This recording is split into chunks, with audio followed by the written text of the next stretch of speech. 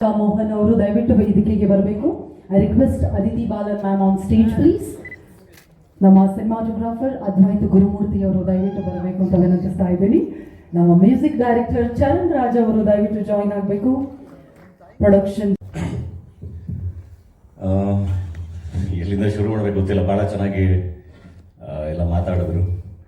ನನಗೆ first ವೈಶಾಖ್ನ ಸ್ಯಾಂಡಲ್ವುಡ್ಗೆ welcome ಮಾಡೋಕ್ಕೆ ಇಷ್ಟಪಡ್ತೀನಿ.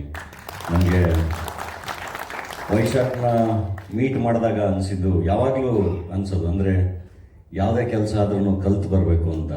ನಿರ್ಮಾಪಕ ಆಗಿನೂ ಕೂಡ ಸಿನಿಮಾನ ಪ್ರೀತಿಸಿ, ಸಿನಿಮಾನ ಜೀವಿಸಿ, ಸಿನಿಮಾನ ಕಲಿತು ವೈಶಾಖ್ ಬಂದಿರೋದು. ಮೊದಲನೇ ಸರಿ ನಿರ್ಮಾಣ ಮಾಡ್ತಿರ್ಬೋದು, ಬಟ್ ಆದರೆ ಅದನ್ನು ಕಲಿತು ಬಂದಿರೋದು. ಭಾಳ ಅದ್ಭುತವಾಗಿ ಅವ್ರಿಗೆ ಯಾವ ನಿರ್ದೇಶಕರನ್ನ ಜೊತೆ ನಾನು ಕೆಲಸ ಮಾಡಬೇಕು, ಯಾವ ಕತೆ ಜೊತೆ ಕೆಲಸ ಮಾಡಬೇಕು ಆ್ಯಂಡ್ ಹೆಂಗೆ ಮಾಡಬೇಕು ಎಲ್ಲದನ್ನು ಭಾಳ ಒಂದು ದೊಡ್ಡ ವಿಷನ್ ಇಟ್ಕೊಂಡು ಬಂದಿರುವಂಥ ನಿರ್ಮಾಪಕ.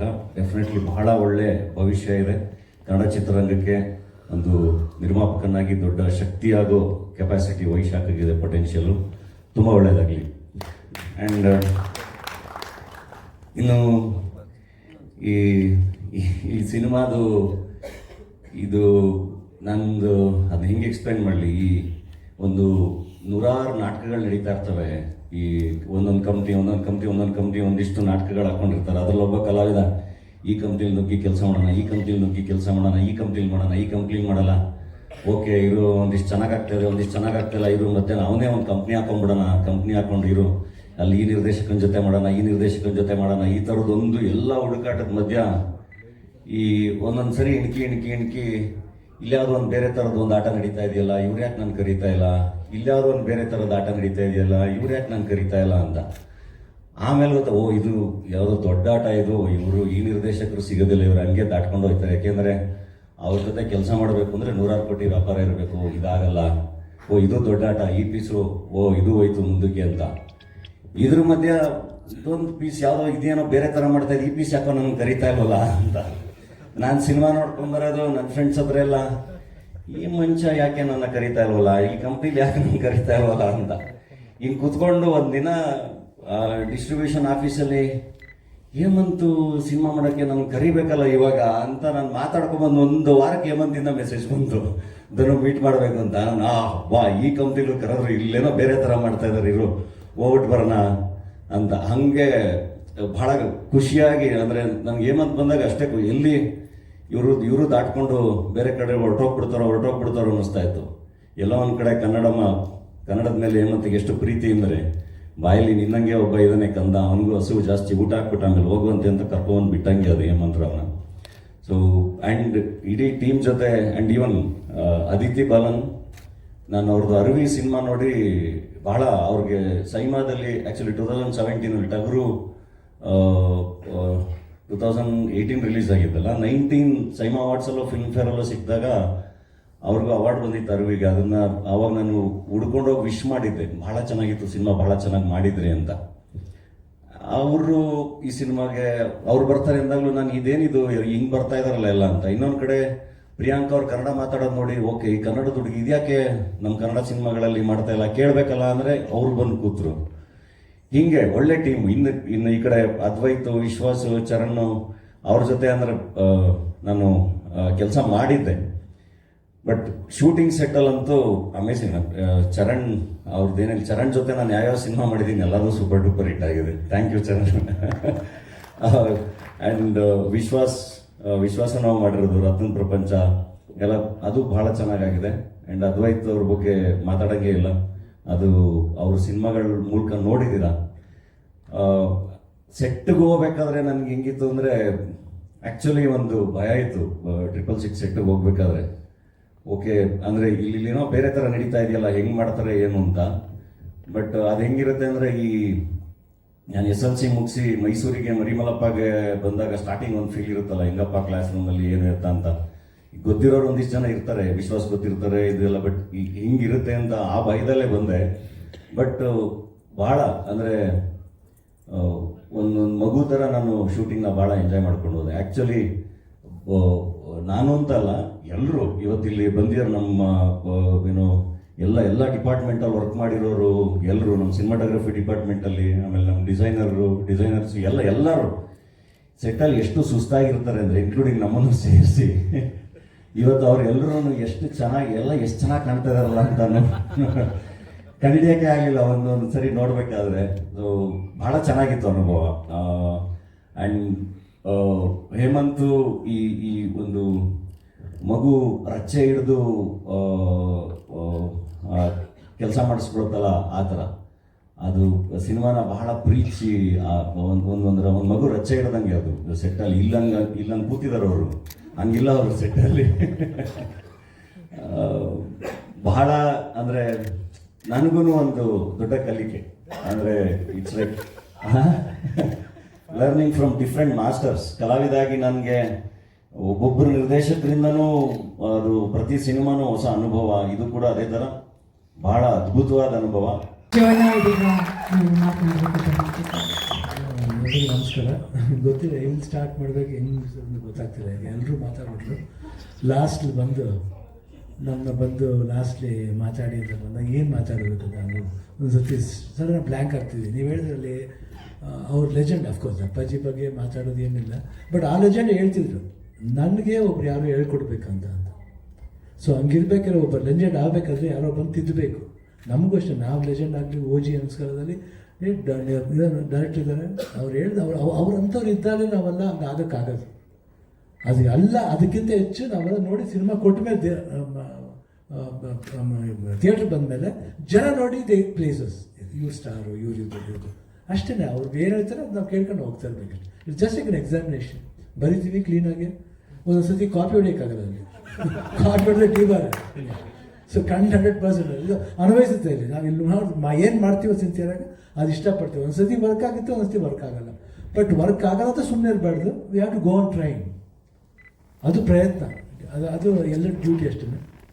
ಬಟ್ ಲೆಜೆಂಡ್ ಆಗಬೇಕಂದ್ರೂ ಒಂದು ಸಹಾಯ ಬೇಕು, ಒಂದು ಹೆಲ್ಪ್ ಬೇಕು. ಯಾರೇ ಬರಬೇಕಂದ್ರೆ ಒಂದು ಪುಷ್ ಬೇಕು. ಇವತ್ತು ಎಷ್ಟು ಒಳ್ಳೊಳ್ಳೆ ಮಾತುಗಳೆಲ್ಲರೂ ಫ್ರಮ್ ನಮ್ಮ ವಿಶ್ವಾಸ್ ಅವರು ಮಾತಾಡಿದಾಗಲಿ, ಅದ್ವೈತ್ ಅವ್ರು ಮಾತಾಡಿದಾಗಲಿ, ಶರಣ್ ಅಷ್ಟು ತುಂಬ ಸಿಂಪಲಾಗಿ ಮಾತಾಡೋದು. ಆ್ಯಂಡ್ ಅಫ್ಕೋರ್ಸ್ ಇವನ್ ಅದಿತಿ ಅವರು, ಪ್ರಿಯಾಂಕಾ ಅವರು,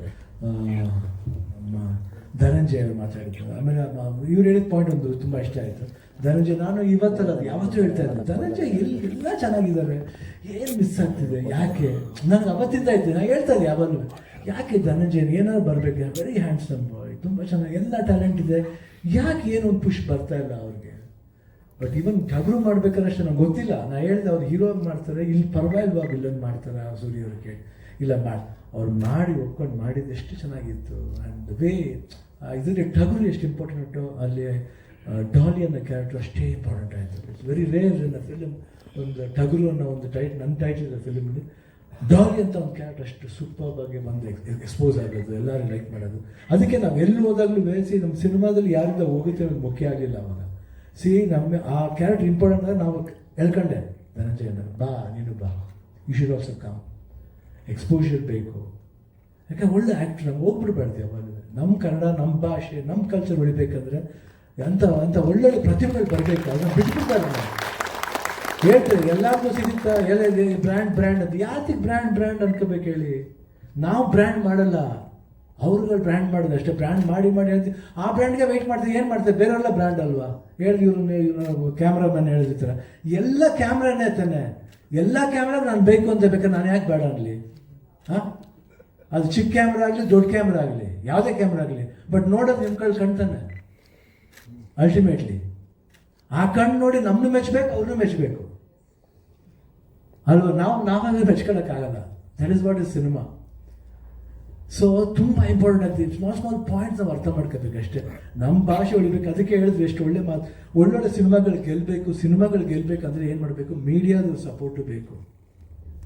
ತುಂಬ ಈಸಿಯಾಗಿ ಇವಾಗ ಏನಾಗ್ಬಿಟ್ಟು ಸೋಷಿಯಲ್ ಮೀಡಿಯಾದಲ್ಲಿ ವೆರಿ ಈಸಿಯಾಗಿ ಏನೋ ಒಂದು ಇದಾಗ್ತಾರೆ, ಪ್ರೊಡ್ಯೂಸರ್ಗೆ ಒಂದು ಟವಲ್ ಹಾಕ್ಬಿಡ್ತಾರೆ, ಗೋವಿಂದ ಅಂತ ಹೇಳ್ಬಿಡ್ತಾರೆ. ಏನು ಗೋವಿಂದ? ಅದೇನು ಕಿಕ್ ಸಿಗುತ್ತೆ ನಿಮಗೆ? B sincere. ನೀವೇನು ಜಾಬ್ ಮಾಡಿ ನಗಬೇಡಿ, ಡೋಂಟ್ ಲಾಫ್. ನಮ್ಮನ್ನು ಉಗಿರಿ ಬೇಕಾದ್ರೆ ತಪ್ಪು ಮಾಡಿದ್ರೆ of course will take the critics also, nothing to worry about it. But ಒಂದ್ಸತಿ ನೀವು ಮಾಡ್ಬೇಕಾದ್ರೆ ಏನು ಬರೀತೀರಿ ಅನ್ನೋದು ತಿಳ್ಕೊಂಡು ಬರೀರಿ. ಸುಮ್ಮನೆ ಬರೆಯೋದು ಟವಲ್ ಹಾಕ್ಬಿಡೋದು. ನೋ, ದ್ಯಾಟ್ ಥಿಂಕ್ ನಾವು ಏನೇ ಮಾಡಿದ್ರು ಆ ಕೆಲಸಕ್ಕೆ ಒಂದು ಶ್ರದ್ಧೆ, ಭಯ, ಭಕ್ತಿಯಿಂದ ಮಾಡಬೇಕು. ಅವಾಗಲೇ ದೇವ್ರು ನಮ್ಗೆ ಒಳ್ಳೇದು ಮಾಡ್ತಾನೆ, ನಿಮ್ಗೆ ಒಳ್ಳೇದು ಮಾಡ್ತಾನೆ. ಆ್ಯಂಡ್ ನೆಕ್ಸ್ಟು ವಿಶಾಖಂಗೆ ಫಸ್ಟ್ ನೋಡಿದಾಗ ಜ್ಞಾಪಕ ಬರೋದು ಚಿಕ್ಕ ಹುಡುಗ, ಇಷ್ಟು ಚಿಕ್ಕ ಅಂಕಲ್ ನಾನು ಫ್ಯಾನ್, ಅದನ್ನು ನಾನು ಯಾವತ್ತೂ ಮರೆಯಲ್ಲ. ಆಮೇಲೆ ಅದೇ ಥರ ಈ ಮಗು ಒಂದು ಕಣ್ಣೀರು ಹಾಕುತ್ತೆ. ನಾನು ಸದಾಶಿವನಗರದಿಂದ ಹೆಬ್ಬಾಳ್ಗೆ ಹೋಗ್ತೀನಿ, ಈ cries don't go from me, she starts crime.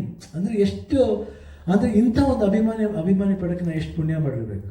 Today is my producer, so I am so happy about it. ನಾನು ಹೇಳಿದ್ರೆ ಯಾರು ಬೇಕಾದ್ರೆ ನಾನು I am there with you. ಆ ಸಿನಿಮಾ ಮಾಡಬೇಕು ಒಂದು, ಅದು ನಮ್ಮದು ಭೈರವನ ಕೊನೆ ಪಾಠ ಮಾಡಬೇಕಾಗಿತ್ತು. But we will do that film, next ಮಾಡ್ತೀವಿ. ಬಟ್ ಅದಾದಮೇಲೆ ಇದನ್ನು ಮಾಡಬೇಕಾಗಿತ್ತು. And Hemanth did not want to miss me in this film also. So yes, I don't want to miss him also. That's a wonderful director. ಯಾತಕ್ಕೆ ಇವಾಗ ಹೇಳ್ತೀವಲ್ಲ, ಎಷ್ಟೋ ಜನ ನಾವು ನಮಗೂ ಆಸೆ ಈ ಡೈರೆಕ್ಟರ್ ಜೊತೆ ಮಾಡಬೇಕಂತ. ನನಗೆ ತುಂಬ ಫೇವ್ರೇಟ್ ಡೈರೆಕ್ಟರ್ ಅಂದರೆ ಅವಾಗಿಂದ ಕನ್ನಡದಲ್ಲಿ ಅಂದರೆ ಪುಟ್ಟಣ್ಣ ಕಣಗಲ್ ಅವರು, ಆಮೇಲೆ ಪಂತ್ಲು ಅವರು, ಸಿದ್ಧಲಿಂಗಯ್ಯ ಅವರು, ಅದೇ ರೀತಿ ಸಂಗೀತಂ ಶ್ರೀನಿವಾಸ, ಆ ಥರ ಇತ್ತು. ಆ್ಯಂಡ್ ಅದೇ ಥರ ತಮಿಳಲ್ಲಿ ಬಾಲಚಂದ್ರರು, ಭಾಗ್ಯರಾಜು, ಭಾರತಿ ರಾಜ, ಆ ಥರ ಲವ್ಲಿ ಡೈರೆಕ್ಟರ್ಸ್ ಇದ್ದಾರೆ. ಅಂಥ ಇದರಲ್ಲಿ ನಾನು ಹೇಮಂತ್ನ ಹೇಳೋಕ್ಕೆ ಇಷ್ಟಪಡ್ತೀನಿ. ಯಾಕಂದರೆ ಅಷ್ಟು ಒಂದು ಸೆನ್ಸಿಬಲ್ ಆಗಿ ಆ ಸ್ಕ್ರೀನ್ ಮಾಡ್ತಾರೆ. He deals with all beautiful emotions in a modern way and older way, ಯಾವ ವೇ ಇರ್ಬೋದು, ಬಟ್ ಎಮೋಷನ್ಸ್ ಅದನ್ನು ಭಾಳ ಚೆನ್ನಾಗಿ ಸಸ್ಟೈನ್ ಮಾಡ್ತಾರೆ. ಯಾವ ರೀತಿ ಪೋರ್ಟ್ರೇ ಮಾಡಬೇಕು, ಅವನು ಆ ವಿಷನ್ನ ಹೆಂಗೆ ತರಬೇಕು, ಕ್ಯಾಮ್ರಾ ವರ್ಕ್ಲಿ ಇನ್ಕ್ಲೂಡಿಂಗ್ ದ ಲೈಟಿಂಗು, ಆ ಸೆಟ್ಟಿಂಗ್ಸ್ ಇರ್ಬೋದು, everything I seen very honestly. ನಾನು ತುಂಬ ತರಲೆ, ನಾನು ಬಂದಾಗ ನನಗೆ ಯಾವಾಗ ಹುಟ್ಟಿದೆ ತರಲ್ಲ, ನಾನು ಏನು ಮಾಡಲಿ. ಯಾಕೆ ಅದಕ್ಕೆ ಅಪ್ಪಾಜಿ ಮದುವೆ ಆಗಿ 10 ವರ್ಷ ಆದ್ಮೇಲೆ ಅದಕ್ಕೆ ಎಷ್ಟು ತರಲೇ ಇರ್ಬೋದು ನೋಡಿ.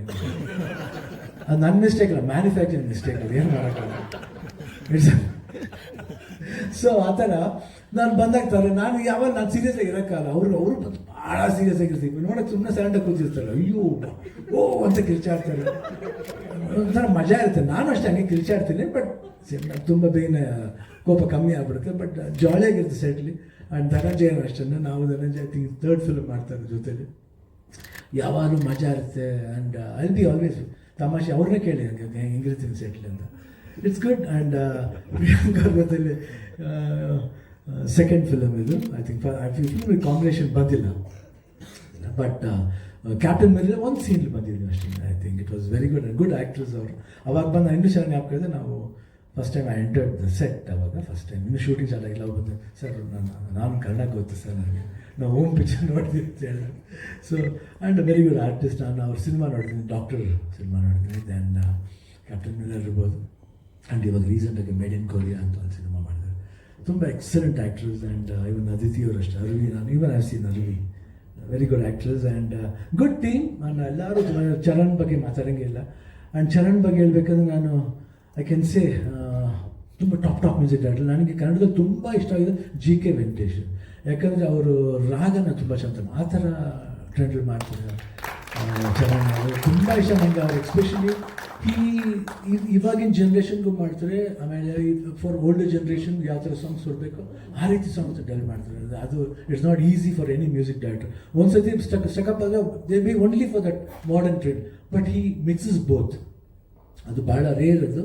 ಐ ಥಿಂಕ್ ಚರಣ್ ಅವ್ರು really I am very happy.